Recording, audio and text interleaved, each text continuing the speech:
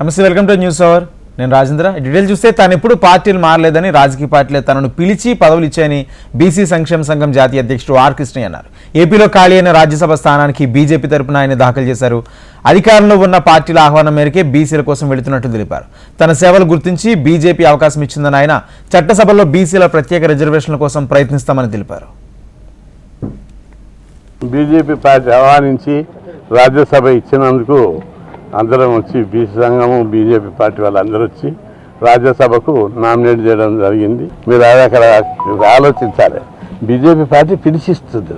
తీసుకున్నా, నిన్న తీసుకున్నా సభ, నిన్న సాయంత్రం పార్టీలు మారలేదు, పార్టీలే నా దగ్గరికి వచ్చాయి. అన్ని పార్టీలు ఇప్పటికి కూడా వస్తున్నాయి. ఈ పార్టీ ఒప్పుకున్నాను నేను. తెలుగుదేశం పార్టీ 2014లో సమాజానికి గౌరవులైన విలేకరులు గమనించాలి. 2014లో నారా చంద్రబాబు నాయుడు గారు నేను బీసీ సంఘం మీద ఉద్యమాలు చేస్తున్నా, వచ్చి నువ్వు రాజకీయాలకు రా, తెలుగుదేశం పార్టీ నుంచి తెలంగాణ ముఖ్యమంత్రికి మిమ్మల్ని అనౌన్స్ చేస్తామని తీసుకొచ్చి ఎల్బీనగర్ నుంచి పోటీ చేయించాడు. పూర్తి అధికారంలో రాకపోవడం వల్ల చేయలేకపోయాడు. ఆ తర్వాత ఎమ్మెల్యేగా కొనసాగి